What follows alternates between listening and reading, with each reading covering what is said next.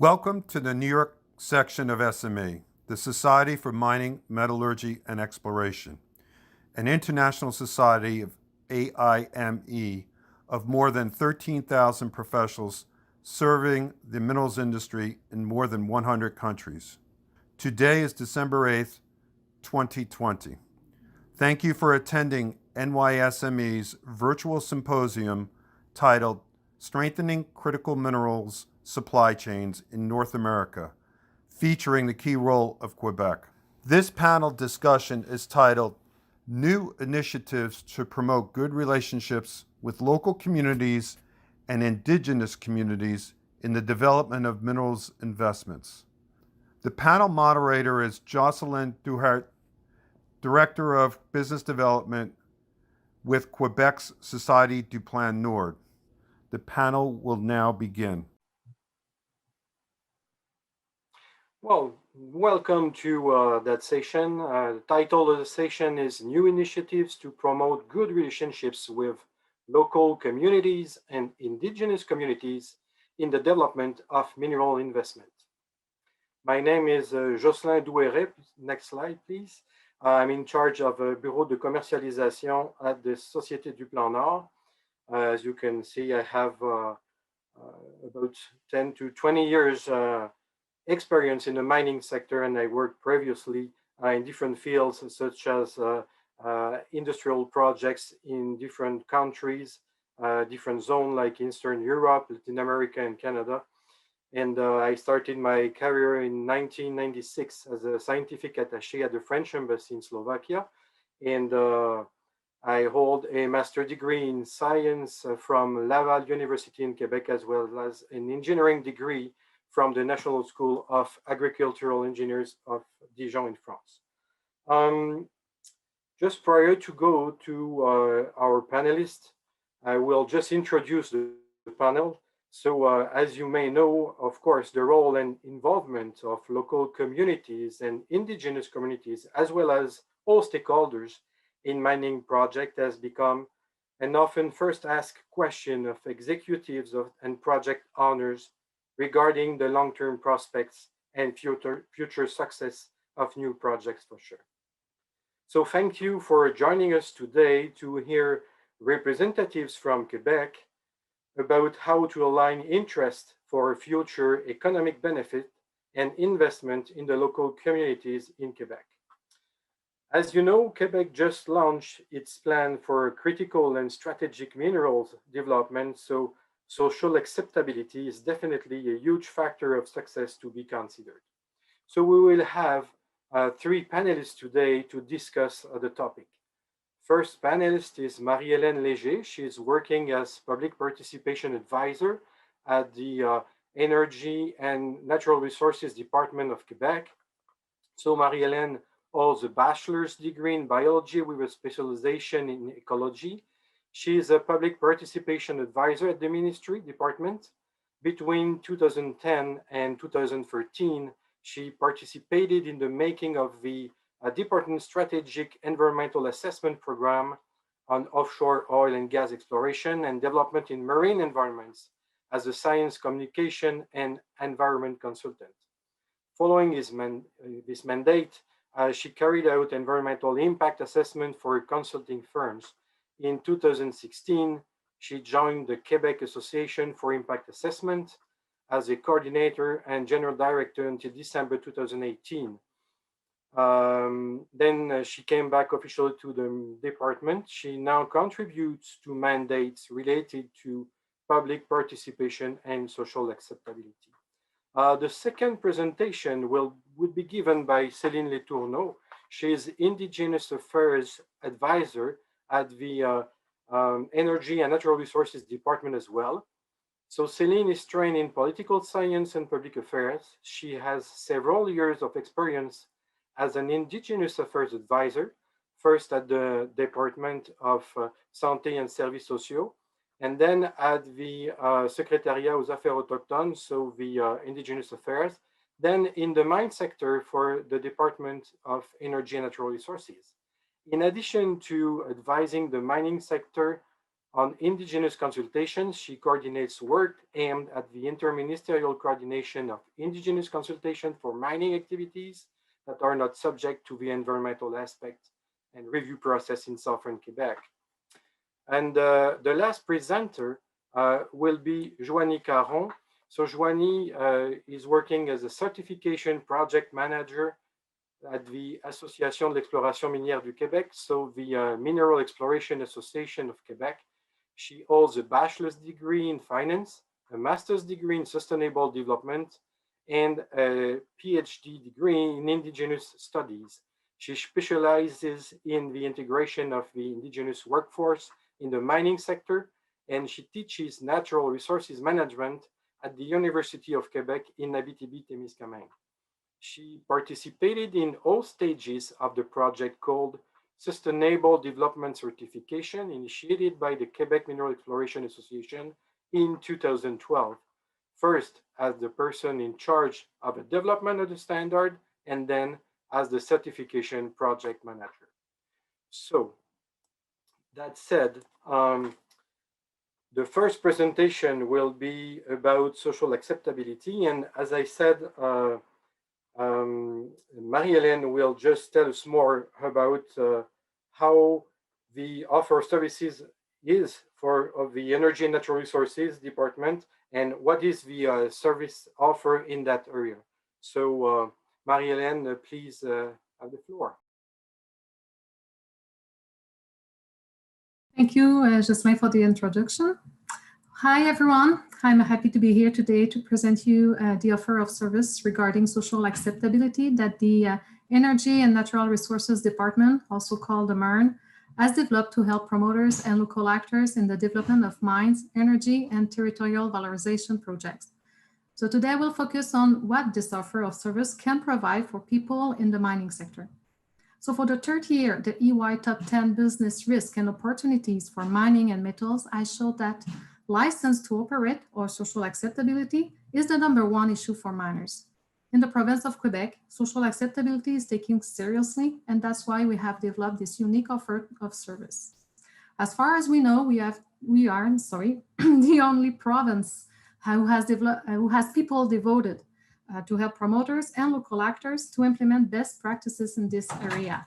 For example, do you know that we can share information about local actors or potential issues and conflict of views to you? Yeah, we do. So first, you can find the MERN's offer of service online at quebec.ca/social-acceptability. The link is on this slide. On the same slide, you have a glimpse of the document. So for the purpose of this presentation, I simplify it to this representation. So please, the next slide. Thank you.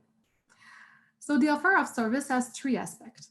The first one is offered by the Regional Project Manager Network. The project managers are available to support local actors and promoters for all types of projects on public land, as well as for energy and mining projects on public and private land. For example, for a mining promoter, they can provide information on the local environment, local actors, land use, and the general context and issues of importance to the community. They can also assist and guide the promoter through the process of issuing rights and can set up a regional interministerial panel to help coordinate its interactions with various government bodies. Moreover, they can provide information on mechanisms for dialogue with local actors and present the available guides and tools on this subject. So they are project manager for every region of Quebec, and their service cover all the Quebec territory. So if you want to get in contact with the MERN, they are your gateway. You just have to call the Public Land Service Center to be referred to a project manager of the region where you are planning to do your project. So the second aspect consists of a team of MERN's mine experts. They are a team of professionals available to act as expert advisor, resource people, and specialists on mine development and primary processes of mineral resources. They are also the people who analyze application, issue rights and authorization where applicable, yes, and control work and compliance with the regulation. So they can answer questions on those matters too. If you want to benefit from the expertise of a mining specialist, you have to contact a project manager first. So the third aspect of the service offer is offered by the MERN's expert team in social acceptability, my team.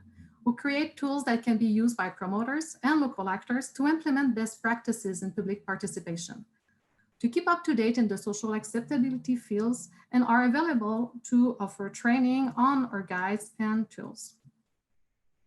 So like I said at the beginning of my presentation, the offer of service is also accessible for local actors. For example, they can have their question answered on major project, users and right granted in a certain area on the project authorization process, and they will also be informed of the different possibility for public participation during the project analysis and implementation phases and be encouraged to participate in them. So that way, we try to ensure that promoters and local actors have access to a correct information and know how to interact according to the best practices. So how, in practice, can the offer of service in the area of social acceptability be useful to you? For example, so the first one, in the process of authorizing his project, the promoter must, among other things, submit requests to the regional authorities of different Quebec departments. The project manager can offer to the promoter to set up a regional interministerial panel where he and the regional representative of the Quebec departments involved will be able to exchange information. Being able to discuss with everyone at once has been family background. Sorry for that. So another example, if a mining promoter doesn't know where to start to open dialogue with the local actors, the project manager can share with him his information on the local actors and give him advice on public participation process. He can present the available guides and tools like the best practices guide on monitoring committee. As a result, the promoter has all he needs to make a good start with the community. So if a mining promoter needs more information about the geology near his project, the project manager can provide access to a mining expert who will guide him through all the relevant information available for this project, like authorization process, mining process, geological information. And if a mining promoter wants to know more about the host environment of his future project, the project manager can share information on the social, economical, and environmental context of the area. So by being better informed about the local community and its environment, the promoter will be better equipped to make informed choice. So the next slide, please. So in conclusion, our offer of service in the area of social acceptability is designed to promote better practice in the development of the territory and energy and mineral resources. So the promoter is better equipped to engage in a fruitful relationship with the local community. So thank you.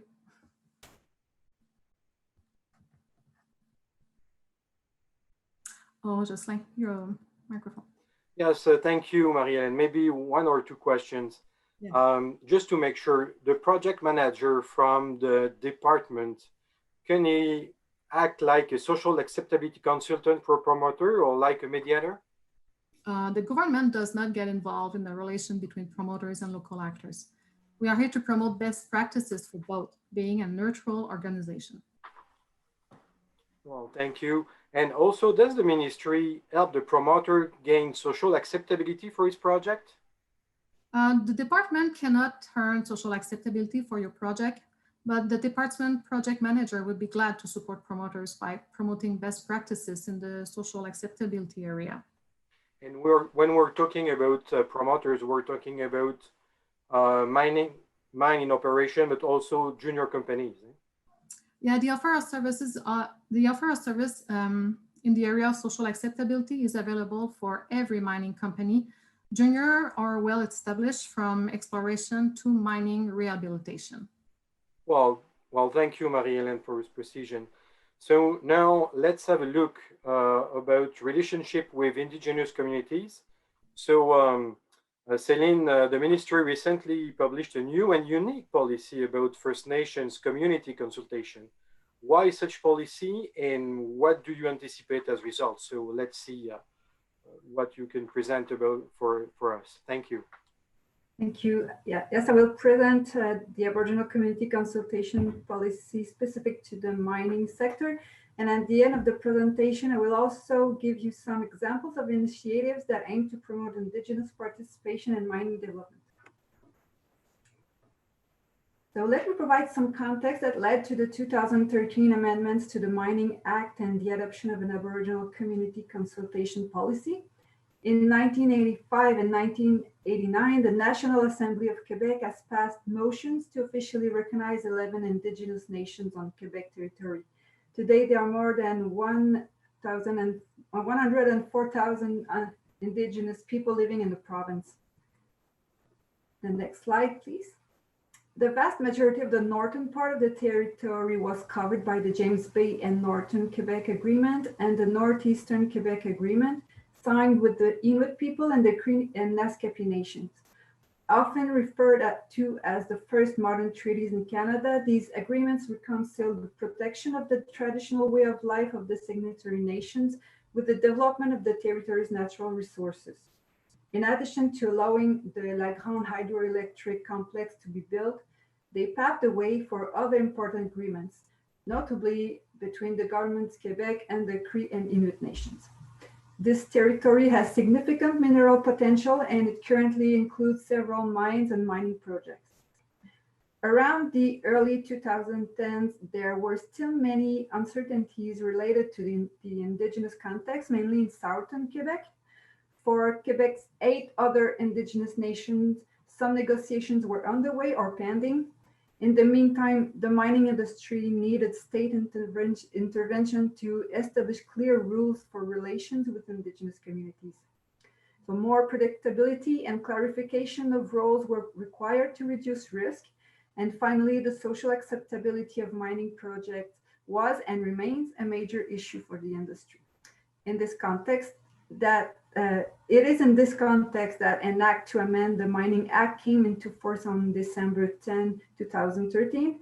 The act devotes a chapter to provisions specific to Indigenous communities, which includes the requirement to develop, make public, and maintain a mining-specific policy for consultations with Indigenous communities. As the policy was developed, various issues had to be taken into account. First, the policy was required to respect the constitutional obligations regarding consultation and accommodation of the Indigenous communities. In the meantime, the policy had to take into account the evolution of jurisprudence on consultation, and the policy was also intended to meet the expectations of Indigenous communities for mining development, including being involved in the mining development, that mining projects be carried out in a way that respects their rights and interests, and benefits economically from mining activities. Then the policy also had to respect the existing legal and regulatory framework. Since this presentation is part of a panel on social acceptability, I would like to emphasize that there are several dimensions to the consultation with Indigenous communities. Of course, a proponent would have an interest in consulting with an Indigenous community that may be affected by a project, but this kind of consultation must not be confused with the constitutional obligation of the Gouvernement du Québec to consult and accommodate Indigenous communities, which is much more than a measure to promote acceptability of a mining project. The purpose of a proponent's consultation is to inform communities of its future and present activities, and to take into account Indigenous concerns and interests in the project's planning and early stages of development. The objective is also that, as a result of these comments, the proponent may make certain changes to the project if possible, and that, above all, feedback be provided to Indigenous communities. With that being said, it is important to understand that the Aboriginal community consultation policy aims to go beyond this constitutional obligation in order to promote the social acceptability of mining development projects. The Aboriginal Community Consultation Policy specific to the mining sector was released on October 22, 2019, following 2 public consultations with all Indigenous communities and the mining industry. It can be found on the mines section of the MERN website. The purpose of this policy is to promote better consideration of the concerns expressed by Indigenous communities, strengthen relations and promote dialogue between Quebec, Indigenous communities, and proponents, promote better coordination of government action and consultation specific to the mining sector. The policy applies to all mining activities carried out during the mining development process. The policy applies to departments of the Government of Quebec, that are involved in mineral resource development, but it also applies to Indigenous communities and mining proponents. We noted earlier that one of the purposes of this policy is to clarify the roles and responsibilities of the involved parties. Of course, Quebec remains responsible of its obligations. In this context, the Gouvernement du Québec conducts and ensures the proper conduct of a consultation processes provided for in the policy. It consults Indigenous communities separately when circumstances so require, when a mining activity requiring the issuance of a right, permit, or authorization is likely to have an adverse effect on their established or claimed Aboriginal or treaty rights. And the government is available to answer questions and provide information to proponents and Indigenous communities. As for Indigenous communities, they are notably required or invited to collaborate and participate in the consultation processes initiated by Quebec, as well as the communication and information initiatives undertaken by mining proponents. They are also invited to express their concerns with precision and clarity about the potential adverse impact of the proposed mining activity on their rights. And they are invited to propose accommodation measures aimed at eliminating or reducing the potential adverse effect, and to try to find solutions that are satisfactory to the parties concerned. Mining proponents play an important part when it comes to better social acceptability of mining projects. They are invited to familiarize themselves with the general Indigenous context in Quebec and the realities and particularities of the communities concerned by their project. Mining proponents are strongly encouraged to approach Indigenous communities as early as possible in the mining development process and establish harmonious relationships with them.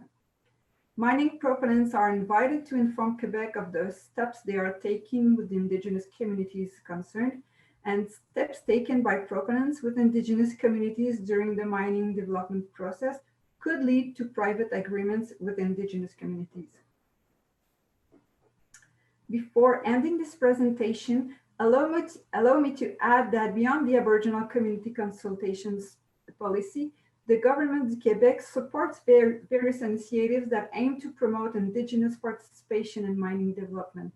The Gouvernement of Quebec is taking action in matters such as the training and employability of the Indigenous workforce, as well as the creation and support of Indigenous businesses through various programs. The government recently signed the Grande Alliance, which is an agreement to collaborate and strengthen the socioeconomic ties between the Cree Nation and the Government of Quebec to connect, develop, and protect the territory. This project, which is an initiative of the Cree Nation, is a great example of collaboration between First Nations, governments, and private corporations. At the private level, the signing of agreements that include various provisions for job creation, awarding of contracts, financial components, etc., also encourages Indigenous participation in mining development.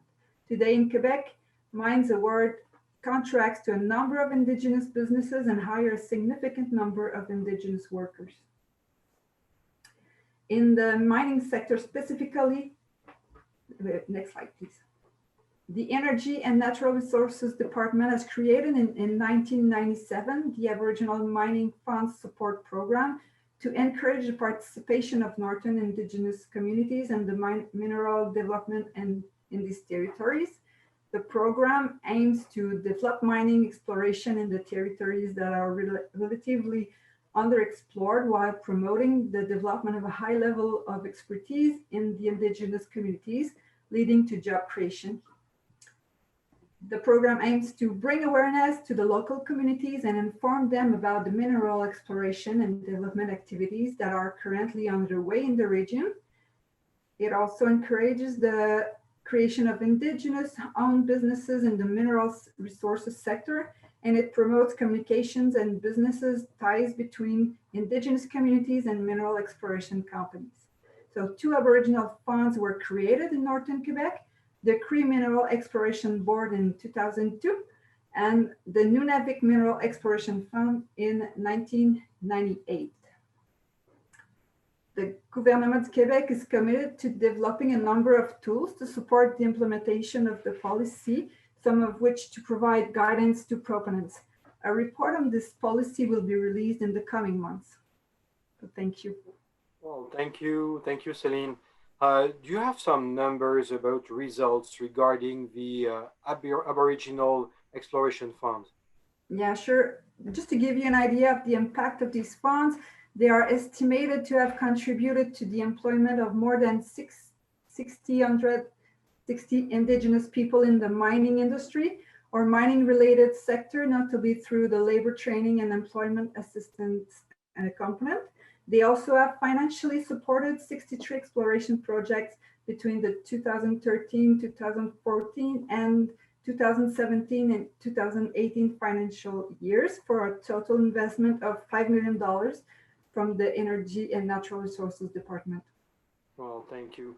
Also, you mentioned that the government is developing some tools to support the implementation of the policy you just told us about. Can you give us some example? Yes, we are currently working on a problem for which the departments of the Gouvernement du Québec are committed to finding solutions.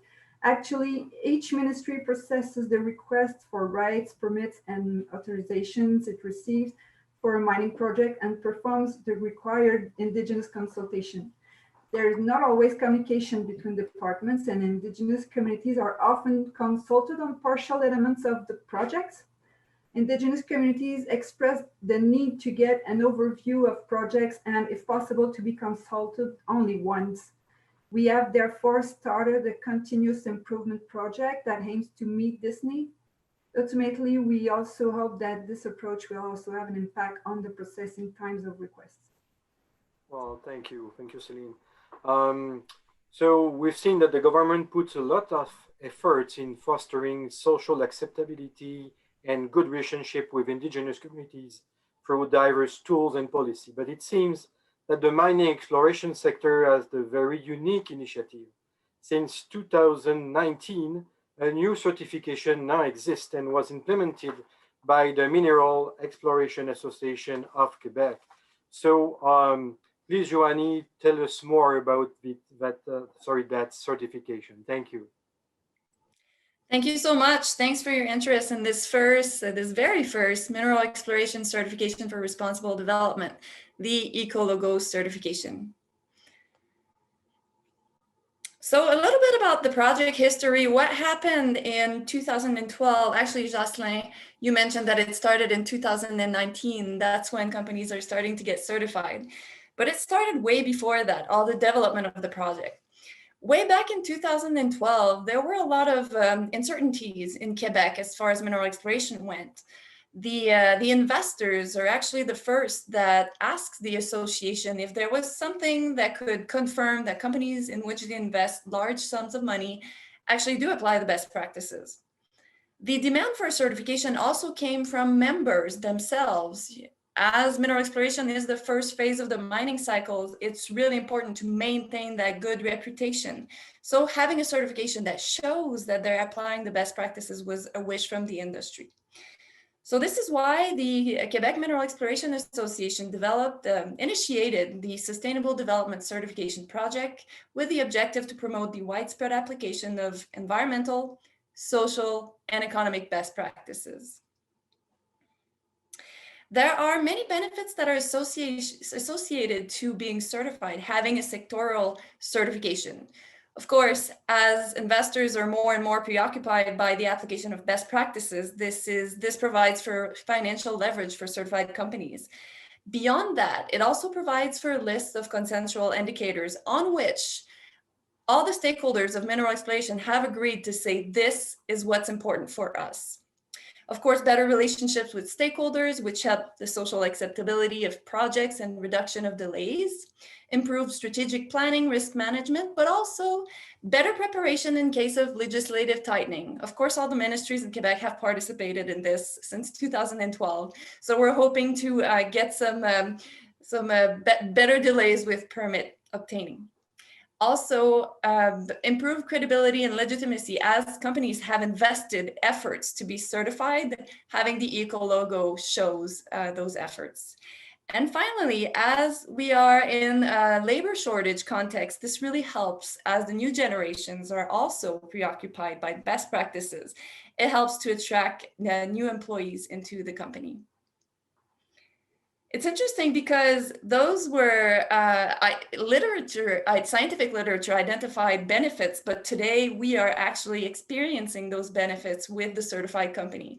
This is Mario Roulier, the president of Roulier Drilling, the very first company that has obtained the Ecologo certification. And this is exactly what he's saying. He's saying that being certified has enabled them to obtain certain contracts. As their clients were negotiating with First Nation, to mention that the drilling company that was chosen for the project was Ecologo certified, it really helped to reassure them as they are preoccupied by the quality of environment and social best practices as well. And finally, he also says that they do have observed that the younger generation in the company gives a lot of importance of certification and best practices, having an ethic approach and respect to the environment. So it becomes for them a game changer when it comes to convincing candidates to join their team, which is important for a 300 employees company.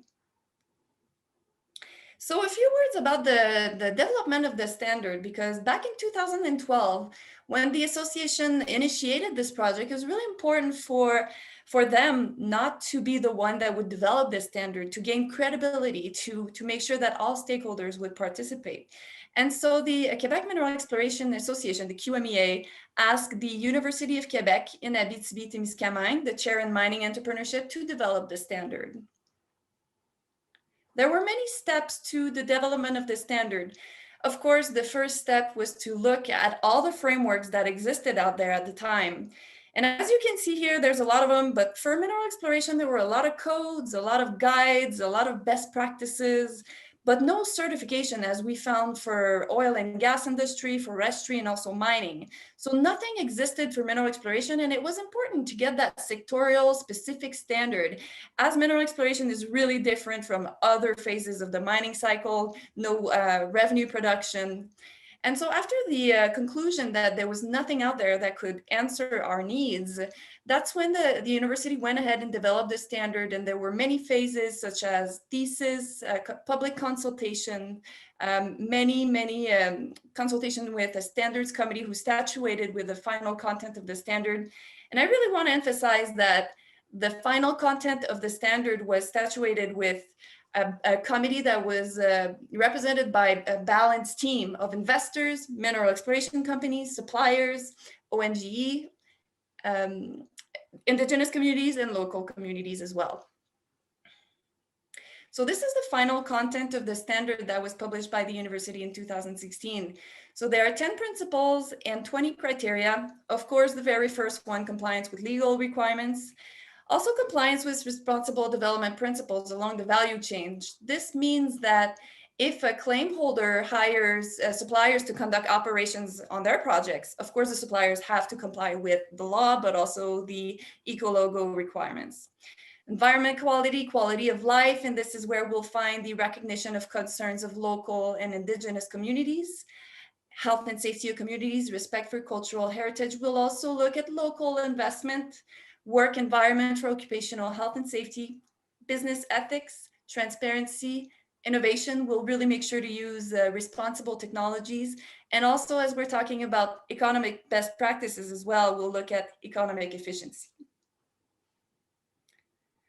So once this was done, 4 years of development by the university to get this consensual standard, it was really important for the association to find an independent partner that would take care of the certification program, that would take care of the audit, that would make sure that the companies are certified in compliance to a certification program. So this is where we turn to UL. So UL, Underwriters Laboratories of Canada, is the certification partner that is chosen, that is responsible for the publication of the standard, as well as the audit and certification of applicant company. It's an independent, which is really important, non-governmental organization that's accredited by the Standards Council of Canada. So the council is the one that really regulates all those standardization organizations. They have for mission public safety and have developed over 1,600 standards for the past 115 years, and 75 that are related to the environment, such as the Ecologo program. So the Ecologo program for our sectorial certification, there's one for mineral exploration companies themselves, and then another one for suppliers. They're just about the same with some differences, as suppliers will not be the ones responsible for, let's say, relations with Indigenous people. As the standard has been developed, UL has taken care of the certification program and their auditing company. Now the association wanted to develop a coaching program to make sure that companies will get into this, that will join in the program, that will apply best practices and get certified. And it was important because for mineral exploration, this is the very first standard, right? So they have about 20 years for forestry, many years for mining, but it's new for exploration. That's why we went ahead and created this coaching program. So what we do is we make sure that the day of the audit, companies are ready and they can pass the audit. So we provide for personalized assistance, and we look at general compliance, so everything in regards to financial, business ethics, transparency, and then we'll look at the different projects. We developed this approach as it refers to the business logic of companies. And then we'll also, we will also offer assistance for new activities and compliance during the audit and after the audit. And of course, we will assess company with the use of support material. Support materials in the terms that we have developed a web platform. Again, we really want companies to join in this program, get certified, get financing. So we developed the core platform, which really is the main tool for Ecologo companies, as it helps them understand the requirements. It provides for self-evaluation, and also it has a teamwork system integrated for delegation of tasks and personal calendars and so on. And it also helps to generate the policies and procedures manual, which is necessary for the audit that's conducted by UL. And finally, as reporting is very important for investors, for stakeholders, the core platform also provides for a feature that can report their sustainable development performance. So the success of the program so far, go ahead with the next slide. Since 2019, October 2019, we have had 5 certified companies. There are 20 more that are going through the coaching program, should be certified in the next coming years. We have met with 35 companies, and we are meeting with more and more companies every week. What's really interesting is that we have obtained financial support from the Quebec government through tax incentives, which also encourages mineral exploration companies to join in. So here are our certified companies. We are really proud to have 5 of them right now. So Forage Roulier, Innovexplo, Troilus Gold, Abitibi Geophysics, Technominex, sorry. As you notice, there are 4 of them that are suppliers and 1 for mineral exploration companies. But right now in the coaching program, it's half and half. So we should see more mineral exploration companies joining in shortly. So what's next? Next slide, please. Our target for Quebec is 50 companies and 20 suppliers. And then what's really interesting is that UL right now is adapting the standard to the rest of Canada. So because right now it only applies to Quebec, but by early 2021, the Ecologo certification for mineral exploration will also be applied to the rest of the other provinces of Canada. And at that time, what we will do as the QMEA, we will collaborate with the other associations of Canada in order to transfer our coaching program and our web platform and our other tools in order for them to help their members joining the program as well. There is also, well, one of the reasons why we chose UL as a partner is that it is an international organization. And so the goal was to launch to international markets in the coming years. We've already had interest from Africa, from Australia, and other countries for this very first certification. So thank you very much. Well, thank you, Joanie. It was really, really interesting. Maybe one question that the audience can have. The Ecologo certification, does it last for the entire life of a junior company, or how long does it last? Yes, that's a good question. In fact, the auditor, UL, will conduct their audits once the company is ready. So they will submit their files, they will submit their manual of policies and procedures. So there are two things to begin what they call a desktop audit. So once that's done, once UL has analyzed all the documentation, then they will conduct on-field verification. So this full audit happens every 3 years. So the company has to maintain their certification and they are audited every 3 years. Well, thank you. Well, thank you all of you for the presentations. Maybe one last questions for all of you. We've seen that in Quebec, we developed tools, we have initiatives, and can we say that it makes it easier for the relationship between promoters and investors to develop in what we could call a defined framework? What do you think, Céline? I think what is interesting about Quebec's government approach is that we are constantly seeking to go further than simply meeting legal obligations. Through the Aboriginal Communities Consultation Policy, we reiterate that the obligation to consult and accommodate is the responsibility of the government, but we also understand that meeting our legal obligations is not enough to promote the acceptability of mining projects. The policy reminds us that the government really wants to do more. Then it recalls that the government cannot be alone when it comes to promoting the social acceptability of projects, that the proponent also has a role to play. In the current context and throughout the development of the Aboriginal Communities Consultation Policy, the parties have really shown that they want to work together. Well, thank you, Céline. Marie-Hélène, some words to add? Yeah, like Céline said, we encourage promoters to go beyond legal obligation regarding community relation. And to do so, mining promoters can be supported by a offer of service regarding social acceptability. So among other things, we have developed and published tools to help promoters on this matter, like a best practice guides for monitoring committee, which talk about legal obligation, but also best practices, and 2 fact sheets to present different methods of public participation. Well, thank you, Marie-Hélène. Joanie, what is your opinion with the initiative you had? Well, we think that as far as social acceptability goes, we think that at the association that this is a dynamic concept, it evolves. And so does the standard, which is interesting because as UL manages the standard now, there are always consultations. So this makes the standard dynamic as well. So the goal is that it always reflects the preoccupation of stakeholders by having these updates of the standard. So this is a great tool for mineral exploration industry to join in. And what's interesting again with social acceptability is that Indigenous communities, local communities have asked us to present the standard. They are aware about it. They want to know about it. They wish companies to join in as well. So it's at the local level.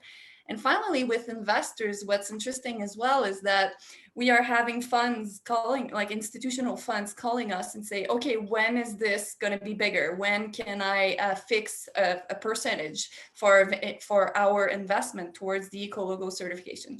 Of course, right now we have to wait a little bit because this is so new, but it shows how investors, how local communities are expecting it. And then governments as well, which is quite appreciated as well. It's always going to be a voluntary initiative, but it's great to see companies join in. Governments, when they conduct their environmental evaluation, they do ask companies now, have you done anything towards the Ecologo certification? So we really feel that this is a step forward and that we will continue with this certification to make sure that it involves all the preoccupation. And I'm sure it will be a great example for the rest of the provinces and the rest of the world. Well, thank you, Joanie. Thank you, all of us. So this was the presentation of new initiatives we have in Quebec to promote good relationships between promoters and local communities as well as Indigenous communities. May you have any questions, feel free to contact us.